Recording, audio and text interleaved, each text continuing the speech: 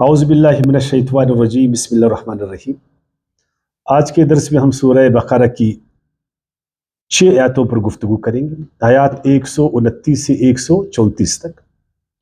ان آیاتوں میں کچھ موضوعات ہے، مسائل اور سوالات ہیں جن کو ہم سمجھنے کی کوشش کر لیں گے۔ نمبر 1، آپ صلی اللہ علیہ وسلم کا مقام اور مرتبہ اور حیثیت اور ذمہ داریوں پر ہم بات کریں گے کہ اللہ کے ہاں آپ صلی اللہ علیہ وسلم کا کتنا بڑا مقام اور مرتبہ ہے اور آپ کی ذمہ داریاں کیا ہیں۔ اسی طرح ملت ابراہیمی پر بات کریں گے، ملت ابراہیمی سے کیا مراد ہے، اس کی کیا حقیقت ہے اور اس سے لوگ کیوں انحراف کرتے ہیں، اگر کوئی انحراف کرے تو اس کا نقصان کیا ہے، اور اگر کوئی اس ملت کی پیروی کرے تو اس کا کیا فائدہ ہے۔ اسی طرح اسلام کی حقیقت پر بات کریں گے، اسلام معنی اور مطلب، مفہوم اس کا، مسلم کسے کہتے ہیں، کیوں یہ نام رکھا گیا، وجہ کیا ہے، اس پر گاپ بات ہے۔ اسی طرح ابراہیم علیہ السلام اور یعقوب علیہ السلام کا اپنی اولاد کو نصیحت، انہوں نے اپنی اولاد کو کیا نصیحت کی اور وہ نصیحت انہوں نے کیوں کی۔ اسی طرح یہودیوں کا جو دعویٰ تھا ملت ابراہیمی پر کہ ہم ہی ابراہیم علیہ السلام کی ملت کے پیروکار ہیں، کیا ان کا دعویٰ صحیح ہے یا غلط، اور ان کی تغلیط یہاں ہوئی ہے کہ وہ بالکل غلطی پر ہے اپنے اس دعوے میں۔ تو یہ کچھ موضوعات ہیں، کچھ مسائل ہیں جن کو آج کے درس میں ہم سمجھیں گے۔ فرمایا ربنا، اے ہمارے رب، ابراہیم علیہ السلام نے دعا کی اللہ سے، آیات 129، اے ہمارے رب، ایسا نہیں بولا یا اللہ، بار بار آپ دیکھیں دعاؤں میں اللہ تعالیٰ کی جو صفت ہے ربوبیت، اسی کا سہارا لیا جاتا ہے۔ ربنا آتنا فی الدنیا، ربنا ظلمنا انفسنا، رب اغفر لی ولوالدینا، ہمیشہ تو یہ اس لیے کہ ہم سب مخلوق اللہ کی ربوبیت، جو اللہ تعالیٰ کی ربوبیت ہے، اسی کے سہارے پر ہم جی رہے، اسی کے سہارے پر ہماری نشو و نما ہو رہی۔ ہم کائنات میں جو کچھ دیکھتے ہیں، خصوصاً اپنی زمین میں، اور اپنی زمین میں جو زندہ چیزیں، زندگی میں جو ارتقاء ہے، زندگی میں جو نشو و نما ہے، زندگی میں جو آگے بڑھنا ہے، یہ سب اللہ تعالیٰ کی صفت ربوبیت کی وجہ سے، اس کی صفت ربوبیت کی وجہ سے، اسی لیے اسی کا ہم سہارا لیتے کہ اللہ یہ جو ہماری زندگی ہے نا، اس کو اچھا بنا دے، اس کو ترقی دے دے، اس میں خوشحالی ڈال دے، اس میں آسانیاں فرما دے، اس لیے بار بار رب کا۔ تو ادھر بھی اس کا مطلب ہے کہ نبوت اور رسالت، جو ابراہیم علیہ السلام ایک دعا کر رہے اپنی اولاد میں ایک رسول کے آنے کا کہ اے اللہ میرے بعد میری اولاد میں اس مرکز اسلام کے لیے اور اس کے جو ماننے والے ان کے لیے، تمام انسانیت کے لیے ایک رسول اور نبی مبعوث فرما دے۔ تو یہ رسالت اور نبوت بھی انسانوں کی ارتقاء میں اہم کردار ادا کرتے، عقائد میں، اخلاقیات میں، بہت سارے شعبوں میں، لیکن ان چیزوں کو ہم سمجھتے نہیں کہ رسالت، نبوت وہ انسانوں کی جو تکمیل ہے اور اس کی زندگی کی جو تشکیل ہے، اس میں جو ترقی ہے، اس میں اس کا رول کیا ہے، ہمیں زیادہ نہیں بتایا گیا۔ تو بتائیں گے ربنا، اے ہمارے رب، پروردگار، پالنہار، نشو و نما دینے والے، تربیت کرنے والے، نقطۂ آغاز سے نقطۂ انجام تک پہنچانے والے، ایک دانے کو سینکڑوں دانے میں بدلنے والے، ایک معمولی ذرے کو کہاں تک کہاں پہنچانے والے، ایک گٹلی زمین میں ڈالتے پورا درخت بن جاتا، اے وہ ذات، وَابْعَثْ فِيهِمْ، بیچ دے، اٹھا دے، فیہم ان میں، مکے والوں میں، عربوں میں رسولن ایک رسول، منہم انہی میں سے. تو ادھر آپ دیکھیں آپ صلی اللہ علیہ وسلم کا مقام و مرتبہ. دوسرے الفاظ میں جو انسانوں کا امام ہے، جو بیت اللہ شریف کا معمار ہے، معمار حرم، جس کو ہم پاسبان حرم بھی آپ کہہ سکتے، اور 3 بڑے مذاہب کا امام بھی ہے، وہ سارے انسانوں کا امام بھی ہے. اور اللہ نے بہت بڑا اس کو درجہ دیا. کس کو؟ ابراہیم علیہ السلام. اور وہ دعا کس کے لیے کر رہے؟ آپ صلی اللہ علیہ وسلم کے لیے کر رہے کہ میرے بعد ان عربوں میں اس گھر کی پاسبانی کے لیے تا قیامت ایک رسول مبعوث پر. گویا کہ آپ صلی اللہ علیہ وسلم دعائے خلیل ہے. ابراہیم علیہ السلام جو اللہ کا خلیل ہے، آپ صلی اللہ علیہ وسلم یعنی ابراہیم علیہ السلام کی دعا، ایک پیغمبر کی دعا، اس کی ایک تمنا. تو پیغمبر کی تمنا کوئی معمولی تمنا تو نہیں، لب پہ آتی ہے دعا بن کے تمنا میری. ابراہیم علیہ السلام اس کی لبوں پر یہ تمنا ہے. تو کتنا بڑا مرتبہ اور مقام ہے آپ صلی اللہ علیہ وسلم. صرف یہ نہیں، اگر آپ دیکھیں نا تو مسیح علیہ السلام، جناب عیسیٰ علیہ السلام جو عظیم پیغمبر ہے، 5 اولو العزم پیغمبر، ان میں ایک حضرت عیسیٰ علیہ السلام ہے. آپ صلی اللہ علیہ وسلم اس کی بھی بشارت، یعنی آپ علیہ السلام کی بشارت ہے نبی کریم صلی اللہ علیہ وسلم. وہ نا قرآن مجید میں پڑھتے ہیں سورہ صف کی آیات 6 میں، وَمُبَشِّرًا بِرَسُولٍ يَأْتِي مِن بَعْدِ اسْمُهُ احمد. میں مبشر ہوں، عیسیٰ علیہ السلام فرما رہے ہیں، ایک رسول کی جو میرے بعد آئے گا جس کا نام احمد ہوگا. نوید مسیح، دعائے خلیل، کتنا بڑا مقام اس کا، کتنا بڑا مرتبہ ہے. اچھا عجیب بات ہے کہ یہودی سارے ابراہیم علیہ السلام کو مانتے اپنا امام، لیکن اس کی دعا کو، تمنا کو نہیں مانتے. تمنا کیا ہے؟ کہ ایک نبی آئے، ایک رسول آئے. بائبل میں ہے لیکن یہودی نہیں مانتے. ابراہیم علیہ السلام اس کو مانتا ہوں لیکن اس کی تمنا اور دعا کو نہیں مانتا. سارے عیسیٰ علیہ السلام کو مانتے ہیں، اس سے محبت کرتے ہیں ہم بھی، لیکن اس کی جو بشارت ہے، جو نوید ہے آپ صلی اللہ علیہ وسلم کے لیے، اس کو نہیں مانتے. تعصب ہے، مذہبی تعصب کو آپ لوگوں کو تو معلوم ہے نا. یہ مذہبی تعصب، یہ تو انسان کو بالکل ایسا بنا دیتا. ربنا وابعث فیہم رسولا منہم، اے ہمارے رب بھیج دے ان میں ایک رسول، منہم انہی میں سے. ہمیشہ لیڈر اپنے قوم کا اچھا ہے نا، اپنی زبان کا. اگر پرائے لوگ آپ کی قیادت کریں گے تو وہ آپ کو کیا دے سکیں گے؟ نہ آپ کی ثقافت کو جانتے ہیں، نہ آپ کی معاشرت کو جانتے ہیں، نہ آپ کی زبان کو جانتے ہیں، نہ آپ کے مسائل کو جانتے ہیں، اور وہ آ کر آپ پر وہ مسلط ہو جاتے. قیادت تو وہ ہے جو قوم میں سے ہو، ہے نا، قیادت جو قوم میں سے ہو. لیکن آپ دیکھیں عالم اسلام میں اس وقت سارے جو ہے نا مسلط کردہ لوگ. کسی کو آپ قوم کا لیڈر کہہ سکتے کہ قوم نے ان کو صحیح معنوں میں جو ہے نا منتخب کیا؟ مجھے بتائیں. تمام عالم اسلام، مراکش سے لے کر انڈونیشیا تک، سوائے چند ایک کا میں نہیں کہہ سکتا ہوں، سوائے چند ایک. رسول فیہم انہی میں سے ہے، انہی میں سے، انہی کی زبان، انہی کی ثقافت، انہی کے لیے اللہ کا رسول اسی کے زبان میں بات کرتا. لیکن ہمارے لیے جو ہے نا وہ انہی میں سے نہیں ہے. جو ہماری قیادت ہے نا وہ ہم میں سے نہیں، وہ اپنے آپ کو ہم سے الگ سمجھتا ہے. وہ آسمان پر ہے، ہم زمین میں.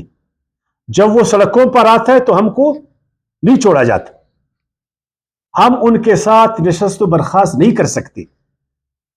ان کی نشست برخاست ہمارے ساتھ نہیں. ان کا رکھ رکھاؤ، اٹھنا بیٹھنا، سارا کچھ یقین جانب سے نہیں ہے. ان کا دل ہمارے ساتھ نہیں ہے.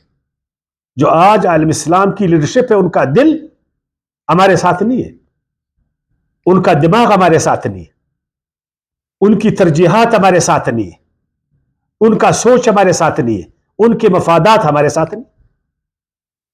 وہ صرف لیڈری کے لیے ہے بس. جب تک جان میں جان ہے ان پر میں مسلط, اس کے بعد میرا ان کے ساتھ کوئی لینا دینا نہیں. جدھر پھر اس کا دل ہے پھر وہ ادھر ہی جاتے, جدھر مفادات اور ترجیحات ہے سوچ اور نظر ادھر ہی ہے. اللہ کا رسول انہی کے ساتھ اٹھتا بیٹھتا, انہی کے ساتھ اٹھتا بیٹھتا. قوم کا درد اس کا درد, قوم کا غم اس کا غم, قوم کی خوشی اس کی خوشی, قوم کی غنی اس کی غنی. یہ ہے پیغمبر. میں آپ کو کیا بتاؤں, آپ صلی اللہ علیہ وسلم کی تاریخ آپ دیکھ کہ وہ اپنی قوم کے ساتھ کس طرح جڑا ہو. بالکل اپنی قوم سے وہ الگ نہیں ہے, ہر میدان میں وہ اپنی قوم سے الگ نہیں. سختی ہے, گرمی ہے, نرمی ہے.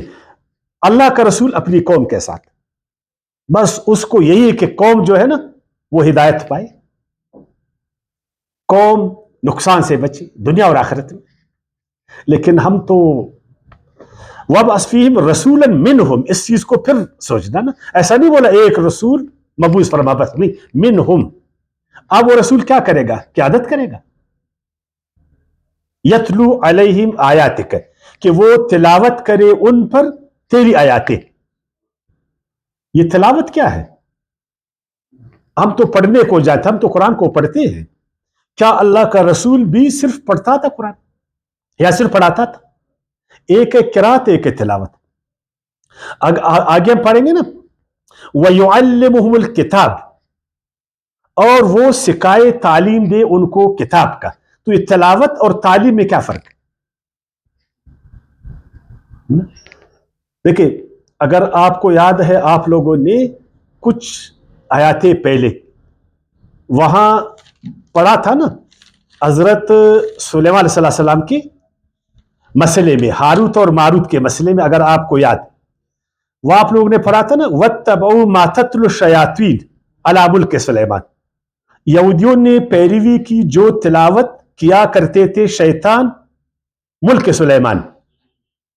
ملک میں نے وہاں کرا تھا شیطانیہ, تو شیطانیوں کا بیانیہ ہے نا, ایک شیطان کا بیانیہ ہے.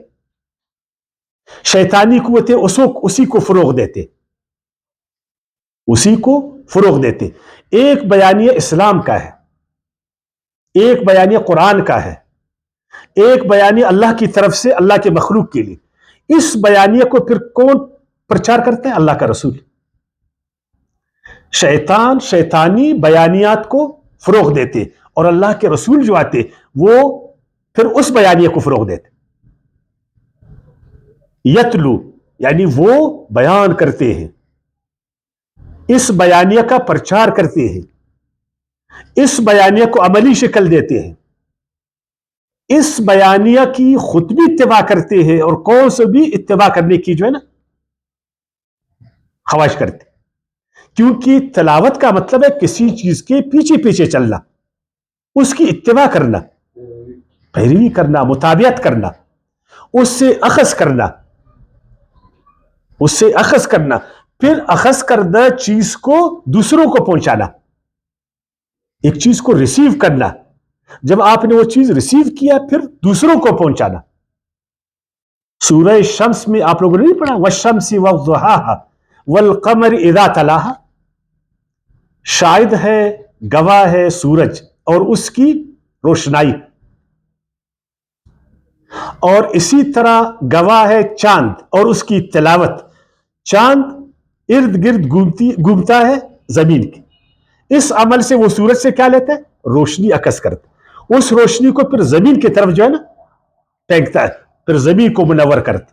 پہلے اپنے آپ کو منور کرتا ہے سورج کی روشنی سے, جب اپنے آپ کو منور کیا, روشن کیا, پھر اس روشنی کو زمین کی طرف پھینکتا, پھر زمین کو روشن کر دیتا. قرآن تو روشنی ہے, کیا ہے؟ نور ہے. پہلے اس سے اپنے آپ کو روشن کرو, اس کو سمجھ, اپنے آپ کو روشن کرو, پھر جب آپ روشن ہو گئے پھر اس سے دوسروں کو روشن کرو. یہ تلاوت. لیکن ہم نے تلاوت کو صرف قرات تک سمجھا, اور ہم نے آج بھی میں نے پڑھا ایک بہت بڑے مفسر کو, بہت بڑا مفسر ہے, وہ کہتے ہیں اس آیات سے معلوم ہوا کہ قرآن مجید کے صرف الفاظ بھی ہمارے لیے کافی ہے. بلا ترجمہ، بلا سمجھ. تلاوت کا اس نے بولا معنی یہی ہے کہ بس تم نے اس کو پڑھا، ٹھیک، اچھی بات ہے کہ آپ اس کو سمجھو. وہ کہتے ہیں اچھی بات ہے آپ اس کو سمجھو، آپ دوسروں کو سمجھاؤ.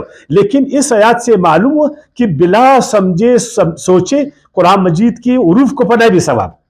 اور آگے وہ لکھتا ہے کہ یہ اعزاز صرف قرآن کو حاصل ہے کہ بغیر سمجھ کے بھی اس میں ثواب. باقی سارے کتابوں میں اعزاز نہیں ہے، ان کو سمجھنا ضروری ہے. کیا ضروری ہے؟ اس کو سمجھنا. لیکن قرآن کا یہ اعزاز ہے کہ اس کو بغیر سمجھے بھی آپ کو ثواب ملتا. آپ یقین کریں وہ نامور عالم جن کے کروڑوں فالوور ہیں وہ ایسی بات کہتے ہیں. ہم یہ نہیں کہتے کہ قرآن کے الفاظ میں زور نہیں. قرآن تو ایک معجز کلام ہے، قرآن کے الفاظ میں بھی یقین کریں اعجاز ہے، معنی میں بھی اعجاز ہے، لیکن تلاوت کا یہ معنی نہیں. خود قرآن کو سمجھنا، اس سے اپنے آپ کو روشن کرنا، پھر اسی سمجھ سے دوسروں کو روشن کرنا چاند کی طرح. اس کو اپنا بیانیہ بنانا، قرآنی تعلیمات کو ایک بیانیہ کی شکل میں دینا، پھر اس بیانیہ کو عملی طور پر جو ہے نا لوگوں کو بتانا، اس کو فروغ دینا، اس کا پرچار کرنا. یہی ایک داعی اسلام کا کام ہوتا ہے. یتلو علیہم آیاتک، کہ وہ پڑھے، وہ تلاوت کرے ان پر تیری آیتیں. آج ہمارے علماء ان کا بیانیہ کیا ہے؟ قرآن ہے. انہوں نے جو بیانیہ بنا ہوا سارے مذہب والوں نے، میں یہودیوں کی بات نہیں کرتا ہوں، عیسائیوں کو بھی چھوڑے، آپ مسلمانوں کو دیکھ، وہ کیا ہم پر قرآن مجید کو تلاوت کرتے؟ ان کا بیانیہ قرآن کا بیانیہ. ہم جب جمعے کے دن جاتے ہیں نا نماز پڑھنے کے لیے تو ان کا بیانیہ کیا ہوتا ہے؟ ان کے ہاتھ میں قرآن ہوتا ہے، وہ ہمیں قرآن بتاتے. ہم جب ہر دن مسجدوں میں جاتے 5 وقت ان کے پیچھے، یہ ہمیں قرآن سمجھاتے؟ نہیں سمجھاتے. ہمیں یا سمجھاتے؟ ہم تو اس خطبے کو بھی نہیں سمجھتے، بد نصیب قوم جو ہمیں جمعے کے دن جو ہے نا پڑھاتا ہے، اس خطبے کو بھی نہیں سمجھتے. قصے ہیں، کہانیاں ہیں، مذہبیت ہے، یہ سارا کچھ. کاش کہ وہ بھی پیغمبر کی طرح، چونکہ پیغمبر کے وارث ہے. ہم تو علماء کرام کا بڑا احترام کرتے ہیں اور کرنا بھی چاہیے، انتہائی ادب اور احترام کے ساتھ. ہمارا توقع یہ ہے کہ کاش کہ وہ بھی یتلو علیہم آیاتک، کہ وہ پیغمبر کے وارث قوم کو قرآن کا بیانیہ دیتے تھے، دین اسلام کا بیانیہ دیتے تھے، ہمیں قرآن سمجھاتے تھے، خود بھی نورانی بنتے اور ہمیں بھی نورانی بناتے، خود بھی روشن بنتے ہمیں بھی روشن بناتے. اور اس وقت عالم اسلام وہ روشن ہوتا، لیکن ہماری کیا حالت ہے، ہمارے عقائد کیا ہے، ہمارے معذرت کے ساتھ اخلاق کیا ہے، ہمارے معاملات کیا ہے. اب آگے بڑھیں گے. وَيُعَلِّمُهُمُ الْكِتَابِ، اس کے بعد وہ سکھائے انہیں کتاب، یعنی وہ جو بیانیہ قرآن کا اس نے قوم کو دی، اب قوم قرآن کی طرف آیا کہ ہمیں یہ بیانیہ قبول، ہم نے اس بیانیہ کو مان لیا، ہم نے ایمان لایا. اب اس بیانیہ کو ڈیٹیل کے ساتھ، تفصیل کے ساتھ قوم کو بتانا، یہ تعلیم قرآن. کیا ہمارے علماء ہم کو تعلیم قرآن دیتے؟ ہمیں قرآن سکھاتے؟ آپ صلی اللہ علیہ وسلم نے فرمایا خیرکم من تعلم القرآن وعلمہ، تم میں سب سے بہتر شخص وہ ہے جو قرآن کو خود بھی سیکھے اور قرآن دوسروں کو بھی سکھائے. تو علماء کرام تو سب سے خیر لوگ ہیں جو قرآن سیکھتے ہیں. کیا وہ ہمیں بھی قرآن سکھاتے؟ کیا جب ان کے پاس ہم جاتے تو ہمیں قرآن سکھاتے؟ آپ مدرسوں میں جائے، کیا آپ کو مدارس میں قرآن سکھایا جاتا؟ کیا پہلی ترجیح قرآن کو سیکھنا ہے، قرآن کو سکھانا ہے؟ آپ مسجدوں میں جائے، آپ ان کی پارٹیوں کو جوائن کریں، آپ ان کی پارٹیوں میں جائیں، تو کیا یہ ہمیں قرآن سکھاتے؟ مشہور حدیث ہے 5027 نمبر، تم میں بہتر شخص وہ ہے جو قرآن کو سیکھے دوسروں کو سکھائے. یہ بھی امام بخاری نے اس کو کوٹ کیا. امام بخاری نے ایک اور حدیث بھی کوٹ کیا 4937 نمبر کا، الذی یقرأ القرآن وهو ماہر به مع السفرة الکرام البررہ، جو قرآن کا ماہر ہوتا ہے نا وہ فرشتوں کے صف میں ہوتا، جو نیکوکار فرشتے ہیں، جو اللہ کے سفیر ہیں. کتنا بڑا درجہ ہے، جو قرآن کو سیکھتا ہے اور دوسروں کو سکھاتا ہے. لیکن ہمارے علماء کرام نے معذرت کے ساتھ ہمیں اس اعزاز سے، اس بڑے ثواب سے، اس بڑے کام سے محروم کر دیا. ہمارے ہاتھوں میں قرآن کی بجائے انہوں نے اپنی اپنی چھوٹی کتابیں دی، وہ بھی مذہبی کتابیں. ہر مذہب کے علماء نے، پیشواؤں نے اپنی اپنی کتابیں ہمارے ہاتھوں میں دی کہ یہ لے کتاب، اس میں ہدایت، یہ ہے وہ نور جو آسمان سے آیا تھا کہ ہمارا ذہن پر آگندہ ہو جائے. پھر کیا ہوا؟ ہماری وحدت کو انہوں نے پارا پارا کر دیا، ہماری توحید کو انہوں نے بگاڑ دیا، ہمارے عقیدوں کو انہوں نے خراب کر دیا، فطرت سے ہم کو بہت دور کر دیا. عجیب، میں آپ کو ایک بات کہوں کہ ان لوگوں نے پھر ادب و احترام کے ساتھ عالم اسلام کو فطرت سے بھی دور کیا اور شریعت سے بھی دور کر دیا. نہ دین تکوین انہوں نے ہمیں بتایا کہ کائنات میں کیا ہے، کائنات کے اصول کیا ہے، فطرت کے قوانین کیا ہے، فطرت کو کس طرح سمجھا جائے، اس سے کس طرح فائدہ اٹھایا جائے، اس کو کیسا مسخر کیا جائے، ہمیں نہیں بتایا. قرآن جو اللہ کی آیاتیں ہیں، ان تشریح آیاتوں کو بھی انہوں نے ہمیں نہیں سمجھا کہ قرآن کیا کہتا ہے. قرآن کیا کہتا ہے عقائد کے بارے میں، اخلاق کے بارے میں، آخرت کے بارے میں، معاملات کے بارے میں، انہوں نے نہیں بتایا. بس کچھ اورات، کچھ وظیفے، کچھ اذکار، کچھ قصے، کچھ کہانیاں، اپنے اپنے اجتہادات، فتوے، اپنے اپنے آئمہ کی تاریخ، اپنا بڑاوا، اپنا تکبر، پیری مریدی، یہ سارا کچھ ہمیں بتایا. اللہ کے رسول نے ان کو قرآن سکھایا. یہ ابراہیم علیہ السلام کی دعا ہے، اے اللہ ان میں وہ نبی بھیج کہ ان کو تیری کتاب کی تعلیم دے دے. اب دعائے خلیل ابراہیم علیہ السلام، اتنے بڑے امام کو تو مانتے، لیکن اس کی جو تمنا ہے، اس کی جو دعا ہے، اس پر عمل نہیں کرتے. کاش کہ ہم بھی لوگوں کو قرآن سکھاتے. والحکمہ، قرآن کے ساتھ حکمت بھی. حکمت کیا ہے؟ حکمت گھوڑے کو جب گھوڑے بان چلاتا ہے نا، تو ایک لگام اس کے منہ میں دیتا، اس لگام سے پھر وہ گھوڑا کنٹرول ہوتا. اس کی جو حیوانیت ہے گھوڑے کی، اس کو ایک سیدھا رخ ملتا. وہ گھوڑے جو جنگل کے ہوتے، اس گھوڑے میں بڑا فرق ہوتا، اس کو یہ بالکل سیدھے راستے پر چلاتا، یعنی اس حیوان کو وہ سیدھا چلاتا اپنی منزل مراد تک. یہ حکیم، یہ حکمت جو تم کو غلط راستے سے سیدھے راستے پر لائے. دانائی، دانش.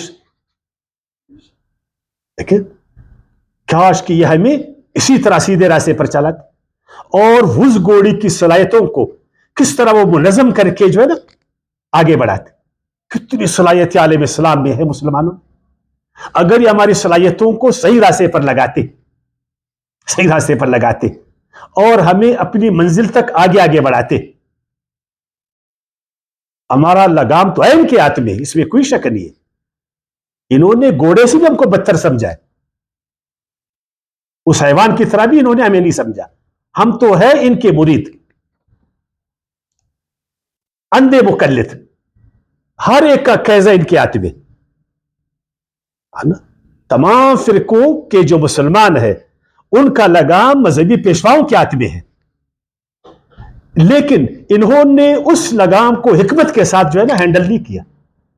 ہونا چاہیے تھا نا، کاش کہ ایسا کرتے. کاش کہ اس لگام کو تو کم سے کم ہمیں، یہ سمجھتے تو حیوان نا، لیکن کچھ تو ہمیں آگے بڑھاتے تھے. لیکن ایک ہی سرکل کے میں دوڑاتے، ایک ہی سرکل میں دوڑاتے. اور حکیم ڈاکٹر کو کیوں کہتے؟ وہ تشخیص کرتا ہے صحیح. جب مریض اس کے پاس جاتا ہے نا، سب سے پہلے وہ تشخیص کرتا ہے کہ اس آدمی کو یہ مرض کیوں لگا ہے، وجہ کیا ہے، اسباب کیا ہے. پھر اس کو وہ جان جاتا ہے. پھر اس کے بعد اب اس کا علاج کیا ہے، اس کا علاج کیا ہے. پھر وہ تشخیص بھی کرتا ہے، علاج بھی کرتا ہے. اس کو حکیم کہتے. کیا انہوں نے ہماری تشخیص کی؟ اس عالم اسلام کو جو آج مرض لگا ہوا ہے، تمام دنیا ترقی کی طرف جا رہے، تمام دنیا آسمان کی طرف جا رہے، تمام دنیا خوشحالی کی طرف جا رہے اور ہم یوں تنزل کی طرف جا رہے. غیر مسلم اوپر کی طرف جا رہے, مسلم تنزل کی طرف جا رہے. تو انہوں نے وہ تشخیص کی, کیوں, وجہ کیا ہے, اس کا کوئی سولوشن نکالا, کوئی دوائی دی ہمیں, کوئی علاج ہمارا کیا. تو اللہ کا نبی وہ عربوں میں آیا, عربوں کی کیا حالت تھی, کیا حالت تھی ان کی, آپ صلی اللہ علیہ وسلم نے کس زبردست طریقے سے تشخیص کی, قرآن کی روشنی میں کیسا علاج کیا. ان چرواہوں کو, اونٹ کے ساربانوں کو نہیں بٹھایا تخت پر, ان کو خلافت کے تخت پر نہیں بٹھایا. ایران, روما, ایسے بڑے بڑے ممالک ان کے ماتحت نہیں آئے. کتنا زبردست عقیدہ, کتنا زبردست اخلاق, کتنا زبردست ان کو ایک فکر آپ صلی اللہ علیہ وسلم نے دی. کیا ہمارے علماء نے حکمت ہمیں بتایا؟ حکمت سے تو ہم ڈرتے ہیں, سائنس نہیں پڑھو, ٹیکنالوجی کی طرف مت جاؤ, فلسفے سے بھاگ جاؤ. یہی تو حکمت کی چیزیں ہیں. اور قرآن جو حکمت کی کتاب ہے, اس کو مت کھولو, اس کی جو مقصدیت ہے وہ مت بتاؤ, اس میں جو افادیت ہے یہ مت بتاؤ. اور اللہ کے جتنے نبی ہیں وہ سب حکیم تھے, اور آپ صلی اللہ علیہ وسلم بڑے حکیم تھے. اور آپ صلی اللہ علیہ وسلم نے قرآن کے ساتھ ساتھ, علم الکتاب کے ساتھ ساتھ, انہوں نے ہمیں حکمت کی بھی تعلیم دی, دانائی کی بھی تعلیم دی. بڑے بڑے دانا آپ صلی اللہ علیہ وسلم نے پیدا فرمایا, اس کے شاگرد, یقین جانیے. اور اس کے ساتھ ساتھ وَيُزَكِّيهِمْ, تاکہ ان کو پاک کرے. صرف دانائی سے کام نہیں چلتا, صرف تعلیم سے کام نہیں چلتا, جب تک تزکیہ بھی نہیں ہو جائے. دیکھیں, اگر تعلیم وہ ایک نتیجہ پیدا نہیں کرے گا پھر کیا. دیکھو, ایک بڑا عالم ہے لیکن وہ معاشرے کو ایک پائی کا فائدہ نہیں دیتا, اس کا تزکیہ نہیں ہے. کتنے بڑے بڑے ہمارے نامور لوگ ہیں, لیکن انہوں نے قوم کو کیا فائدہ پہنچا, کوئی فائدہ پہنچا ہے اس علم سے, اس ہنرمندی سے؟ تو فرمایا تعلیم کے ساتھ ساتھ جو ہے نا تربیت بھی ضروری ہے, اس کے ساتھ ساتھ تزکیہ بھی ضروری ہے. لیکن اس آیات کو ناسمجھی کی وجہ سے ہمارے علماء نے تصوف کا پورا ایک جو ہے نا اسٹرکچر پیدا کر دیا کہ نہیں جی, ہم نے تزکیہ جا کر خانقاہوں میں کرنا ہے, ہم نے صوفی بننا ہے, ہم نے صوفی بننا ہے, ہم نے گھروں کو چھوڑ کر ان کے حجروں میں جانا ہے, ہم نے گھروں کو چھوڑ کر اس سے پھر یار وہ جو ادھر سے آئے ان کا کیا تزکیہ ہوا, بتایا میں نے. یہ جو خانقاہوں سے آ رہے, یہ جو خانقاہوں کو چلا رہا ہے, اور یہ جو بہت سارے جو ہے نا جڑے ہیں بڑے بڑے ان کے ساتھ نا, تو آپ مجھے بتائیں کیا انہوں نے ہمیں تزکیہ دی؟ اللہ کا نبی تزکیہ بھی کرتا ہے.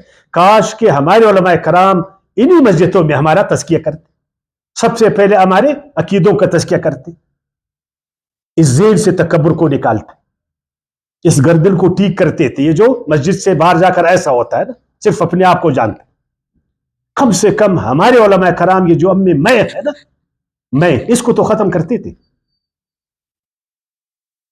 ہمارے عقیدے میں شرک کو تو ختم کرتے تھے. عقیدے میں شرک بھی ہے, کفر بھی ہے, تکبر بھی ہے, فساد بھی ہے, فسق بھی ہے, فجور بھی ہے, ہر قسم کی خرابی. کیا انہوں نے نکالا اس کو؟ کیا ہمارے اخلاق کا, معاملات کا انہوں نے جو نا تزکیہ کیا؟ بدعنوان ترین لوگ ہم.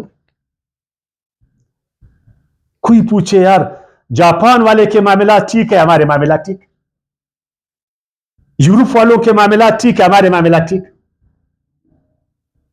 تو آپ مجھے بتائیے جو 4 لاکھ ہمارے ملک پہ صرف مساجد,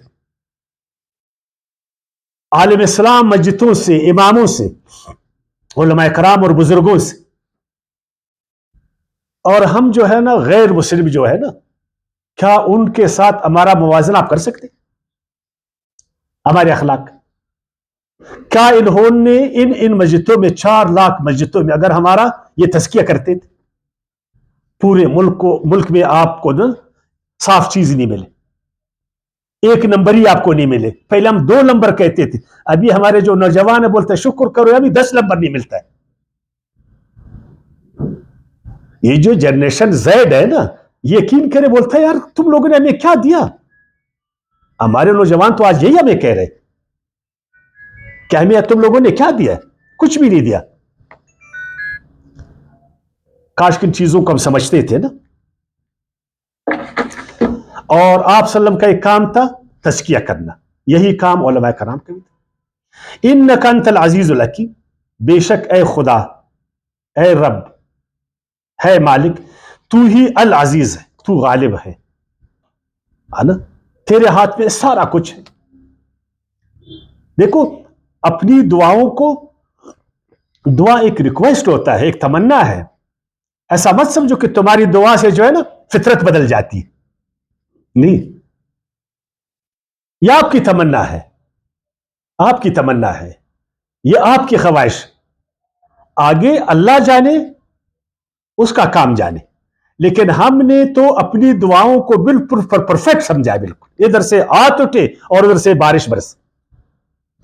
ادھر ہاتھ ابھی تک بزرگ صاحب کا اٹھا نہیں, ادھر جو ہے نا قہر و غضب آ گئی. ہم نے تو تمام معاملات کو دعاؤں کے ساتھ جو ہے نا باندھا ہوا ہے. ہر کام دعا کے ساتھ ہوئے گا. ترقی بھی دعا سے ہوگا, تباہی بھی دعا سے ہوگا. دعا ایک تمنا ہے. اے اللہ میں نے تو دعا کی, آگے العزیز تو ہے خدایا, مجھ میں زور نہیں, میں تو فطرت کا پابند ہوں, میں تو قانون کا پابند ہوں, میں تو مشیت کا پابند ہوں. میں تو بارشیں نہیں برسا سکتا ہوں, میں تو خلاف فطرت کام نہیں کر سکتا, یا کر سکتا ہوں. العزیز تو ہے. فطرت, ہم فطرت کے پابند ہیں سارے انسان, ہم مشیت کے پابند. ان فطرت اللہ میں چینج نہیں لا سکتے, اللہ کی مشیت کو خراب نہیں کر سکتے. اے اللہ تو غالب, اگر میری دعا تیرے من منشا کے مطابق ہے, مشیت کے مطابق ہے, تو خدا پاک تو اس کو ہم اس پہ کر سکتا ہے, لیکن ہم تو نہیں کر سکتے. لیکن ہمارے ہاں تو بس ہر کام, اور الحکیم, تو حکمت والا ہے.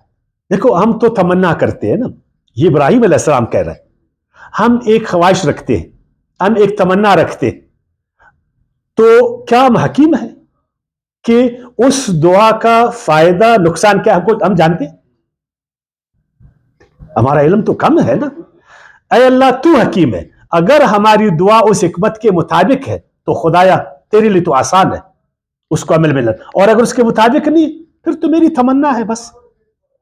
کیا آج کے جو بڑے بڑے جو ہے نا, جو اپنے آپ کو بڑے بڑے بزرگ کہتے کہ یہ دنیا ہماری دعاؤں سے چل رہی, وہ اس طرح کا فکر رکھتے؟ کیا ہم جن سے دعا کرواتے ہیں, اپنی تقدیر اور قسمت ہم نے جن کے حوالے کیا ہے, ایک عقیدہ رکھتے ہیں کہ بس یہی صاحبان جو ہے نا عالم اسلام کو چلا رہا ہے, یہی کتب, یہی غوث, یہی مشکل کشا, یہی دستگیر ہے نا, یہی کلندر, یہی امام, یہی راہبر. ہمارا تو عقیدہ ہے نا کہ عالم اسلام کو تو یہ چلا رہا ہے. تو یہ چلاتے, اللہ چلاتے, یہ سب اللہ کی مشیت کے پابند نہیں ہے کہ ابراہیم علیہ السلام پابند, سب سے بڑا امام ہے نا, وہ کہتے ہیں میں العزیز نہیں ہوں, مجھے قدرت نہیں ہے مشیت کو چینج کرنے کا, میں قدرت نہیں رکھتا اللہ تعالیٰ کی تخلیق کو چینج کرنے کا.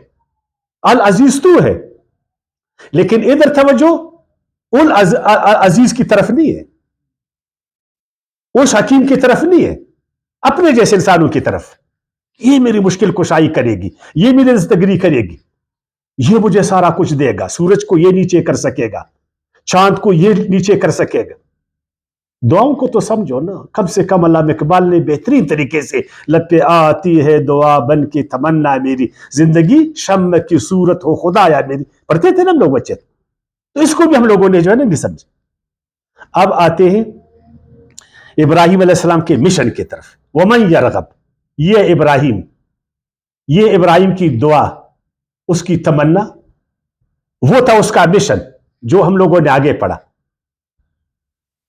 تمام انسانوں کے لیے امامت, معمار حرم, اللہ تعالیٰ کے مرکز کو بنانا, تعمیر کرنا, لوگوں کو اس کی طرف مائل کرنا, उधर अल्लाह के दीन को कायम करना, है ना, इस मरकज के जरिए दुनिया में अमन लाना, दुनिया के मसाइल हल करना, क़यामुल लिन्नास, हुदल लिल आलमीन, ये है मिशन किसका? इब्राहिम अलैहिस्सलाम का। जो इस मिशन से अभी मुंह मोड़ेगा, वमन यरगब अन मिल्लत इब्राहिम, जो मुंह मोड़ेगा, बेरगबती करेगा मिल्लत इब्राहिमी से। मिल्लत का क्या मानी मैंने लिया? मिशन इब्राहिम अलैहिस्सलाम का। देखिए, दीन तो अल्लाह का होता है, दीन किसका होता है? अल्लाह का होता है। हाँ, मजहब जो है ना, वो किसका होता है? फलान फलान फलान फलान का मजहब, फलान का मजहब, फलान का, लेकिन दीन किसका होता है? अल्लाह का होता है। इब्राहिम अलैहिस्सलाम का जो मिशन था, जिसको हमने मकाम इब्राहिम, अल्लाह ताला ने कहता कि मकाम इब्राहिमी को मुसल्ला बनाओ। इत्तखज़ू, कहां पढ़ा था हम लोगों ने? इत्तखज़ू मिन मकाम इब्राहिम मुसल्ला। उधर भी मैंने पढ़ा था कि इब्राहिम अलैहिस्सलाम का जो मिशन है उसकी पैरवी करो, उसके पैरोकार बनो, उसको फरोग दे दो कि दोबारा से जो है ना इमामत दीन इस्लाम का वो फरोग पाए, बैतुल्लाह शरीफ अम्न लिन्नास बन जाए, मसाबत लिन्नास बन जाए, हुदल लिल आलमीन बन जाए, और क़याम लिन्नास बन जाए। जो इससे मुंह मोड़ेगा, है ना, वो अल्लाह ताला ने फरमाया नादान है, अहमक है, वो अपने काम को नहीं जानता। अपने आप को तो कहता है कि मैं मिल्लत इब्राहिमी का पैरोकार, मैं मुसलमान हूं, लेकिन वो इन चीजों को नहीं जानता है। फिर अपने नफ्स से वो वाकिफ नहीं है कि अल्लाह ने मुझे क्यों पैदा किया, इस जमीन पर इतना मकाम मर्तबा फजीलत मेरे रब ने क्यों मुझे दी, तमाम हैवानों से मुझे बरतर और बाला क्यों बनाया, अपने जैसे जमाने में इंसान थे उन सब से हमें अल्लाह ताला ने जो है ना ज़हीन क्यों बनाया। ये जहानत, ये इल्मुल बयान, ये तस्खीरी पावर, चांद तक पहुंचने की सलाहियत, आसमानों में जानकारी, एक जर्रे को तोड़कर उससे क्या क्या हासिल करना, ये इतना बड़ा जहांदीदा मखलूक, बासलाहियत वाला, अगर वो अपने मकसद को नहीं समझेगा तो फिर वो बेवकूफ है ना। अल्लाह ने किस मकसद के लिए तुझे पैदा किया? वो मकसद है मिल्लत इब्राहिमी को फरोग देना, इस मिशन को आगे बढ़ाना हर जमाने में, और इसी का सबसे बड़ा पैरोकार जनाब मोहम्मद सल्लल्लाहु अलैहि वसल्लम थे, सल्लल्लाहु अलैहि वसल्लम थे। और उसके बाद फिर जनाब मोहम्मद सल्लम के पैरोकार है। काश कि यहूदी और ईसाई भी इस मिशन को समझते। बातें तो करते हैं कि हम अहद इब्राहिमी पर है, यहूदी हम 3 अहदों पर खड़े हैं, हजरत नूह अलैहिस्सलाम का अहद, हजरत इब्राहिम अलैहिस्सलाम का अहद, हजरत मूसा अलैहिस्सलाम का अहद, और हम भी अपने आप को मिल्लत इब्राहिमी के पैरोकार समझते, और सारे ईसाई भी। लेकिन जब इब्राहिम अलैहिस्सलाम की बात आ जाती, जब अहद इब्राहिमी की बात आ जाती, जब मिल्लत इब्राहिमी की बात, यहूदी अलग दौड़ता है, भागता है, ईसाई अलग भागता है, हम अलग। इसलिए कि हम फिरके हैं। फिर आज यहूदी भी वकूफी कर रहे, ईसाई भी कर रहे, अगर हम हैं तो हम भी, कि हम मिल्लत इब्राहिमी से मुंह मोड़ रहे। इत्तेहाद का बड़ा जरिया है ये वो अजीम पैगंबर है ना, जो 3 बड़े मज़ाहिब को एक कर ले, 3 बड़े मज़ाहिब को, क्योंकि ये सब उसके औलाद, बनी इसराइल हजरत इसाक अलैहिस्सलाम, और अरब जनाब मोहम्मद सल्लम, हम आप सल्लम के पैरोकार, और आप सल्लम के दादा जनाब इब्राहिम अलैहिस्सलाम। तो कितनी अच्छी बात होती। लेकिन हम बेवकूफ लोग आपस में लड़ रहे। इब्राहिम अलैहिस्सलाम के पैरोकार यहूदी, वो मुसलमानों को मार रहे। कभी ईसाई और यहूदी में लड़ाई है, कभी उसमें लड़ाई है। तो अल्लाह ने फरमाया कि मिल्लत इब्राहिमी, उससे मुंह कौन मोड़ेगा? जो अपने कौस से बेखबर है, मकसद से बेखबर है, जो इब्राहिम अलैहिस्सलाम के मिशन को जानता नहीं है, जो अपनी जिम्मेदारियों का एहसास उसको नहीं है, जो दीन इस्लाम को और उसकी हकीकत को नहीं जानता। वलकद, हालांकि یقین جانو. وَلَقَدْ کیا ترجمہ کیا؟ حالانکہ، یقین جانو. اصطفیناہ فی الدنیا ہم نے منتخب کیا ابراہیم کو بطور امام اس دنیا میں. کتنا بڑا مقام اس کا. ہم نے اس کو اس دنیا میں امام بنایا اور اپنے مرکز کا معمار اس کو بنایا اور پہلا امام. اور اس کے ماننے والے اس کے مشن سے بھاگ رہے، اس کے مشن سے بھاگ، اس کی عہد سے بھاگ رہے. جو عہد اللہ تعالیٰ سے اس نے کیا اور اللہ تعالیٰ اس عہد سے وہ بھاگ رہے، اس وعدے سے بھاگ رہے. بائبل میں بھی ہے وہ عہد، وہ قرآن میں بھی ہے. اگر ان چیزوں کو ہم جانتے تو آج یہ جو مذہبی تعصبات تھے بیچ میں، یہودی، عیسائی اور مسلمان، یہ سب ختم ہو جاتے تھے. خیر ہم تو تعصب نہیں کرتے، ہم مسلمان اللہ کے فضل و کرم سے ہم تمام انبیاء کرام کو بلا تفریق مانتے. اللہ کے سارے رسولوں پر بلا تفریق ہمارا ایمان. ہم اللہ کی ساری کتاب اور صحیفوں کو مانتے ہے نا. ہم بہت عزت کرتے. اور ہم قرآن مجید میں دیکھیں سارے نبیوں اس کی صفات اوصاف بیان ہوئے. لیکن کاش کی یہودی اور عیسائی بھی اسی طرح کرتے. وَإِنَّهُ فِي الْآخِرَةِ لَمِنَ الصَّالِحِينَ اور بے شک وہ ابراہیم جس طرح دنیا میں امام تھے، اللہ کے چنیدہ پسندیدہ، اسی طرح آخرت میں بھی وہ بہت ہی اچھے اعلیٰ مکان پر ہوں گے، اچھے انسان ہوئیں گے، صالحین. دیکھیں سارے نبی صالح تھے نا، یہ سارے نبی اور رسولوں کی ایک جماعت. لیکن ہم رسولوں کے نام پر، پیغمبروں کے نام پر ایک دوسرے کا خون بہاتے، ایک دوسرے کے بچوں کو یتیم کرتے،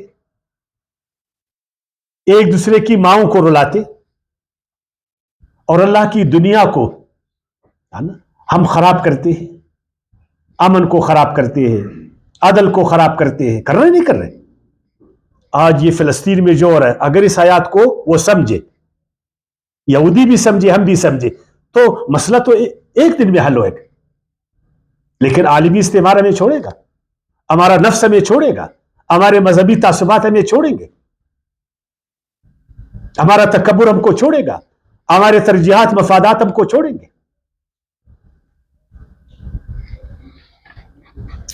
اس قال لہو ربہ اسلم، یہ وہ شخص ابراہیم علیہ السلام جب اس کے رب نے اس کو کہا جھک میرے آگے، جھک، اپنے آپ کو مکمل میرے حوالے کر.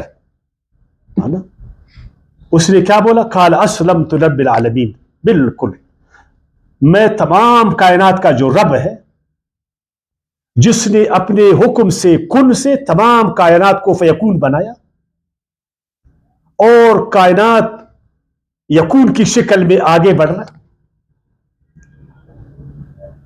200 ارب کہکشائیں جس میں ہیں، ہر کہکشاں میں اربوں ستارے ہیں، اور اس کائنات کی وسعت، نظم، ضبط، تربیت، موافقت، تناسب، اور پھر زمین میں زندگی، پھر زندگی میں ارتقاء، پھر اس میں انسان، اس کا شعور. میں اس خدا کے آگے جو نا بالکل جو ہے نا جھکا ہوں، میں اس کے آگے جھکا ہوں. میں نے اپنے آپ کو مکمل اس کے حوالے کی. مجھے زیبا نہیں ہے کہ میں اپنے جیسے انسان کے آگے جھکوں، نہ میرا یہ شان ہے کہ میں دوسروں کو اپنے آگے جھکاؤں، نہ دوسروں کو اپنے آگے جھکاؤں گا، نہ خود کسی کے آگے جھکوں گا. میں خود بھی اس کے آگے جھکوں جو تمام کائنات کا رب ہے، اور دوسروں کو بھی یہی ترغیب دے. لیکن ہم دوسروں کو مریدی کے نام پر جھکاتے. کس نام پر؟ مریدی کے نام پر. پہلے اس کو مرید بناؤ، پھر اپنا بندہ بناؤ اس کو. پہلے اس کو اپنے فرقے میں لاؤ، پھر اپنا بندہ اس کو بناؤ. پھر اللہ کی کتاب کے بجائے اپنی کتاب اس کے ہاتھ میں دے دو، قرآن کی آیتوں کی بجائے اپنے نمبر اس کے ہاتھ میں دے دو، اپنے پیچھے اس کو لگا دو، اور وہ بھی ٹرک کے بتی کے پیچھے.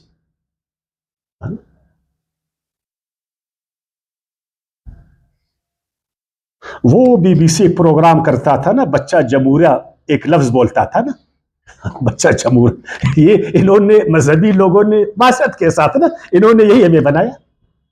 دیکھو ابراہیم علیہ السلام وہ اس قدر یعنی بڑے انسان وہ کس کو جھکتا ہے؟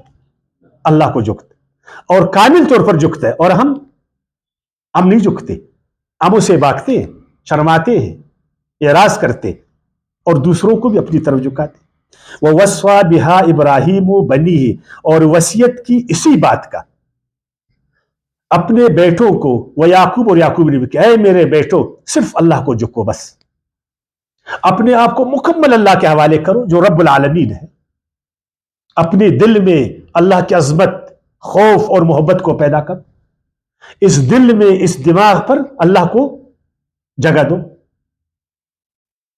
مکمل اس کے آگے جھک، اسی سے خوف کہو، اسی کی عظمت بیان کرو، ہر جگہ لبیک اللہم لک لبیک۔ تو ہم اپنے بچوں کو کیا بناتے؟ فرقہ باز بناتے۔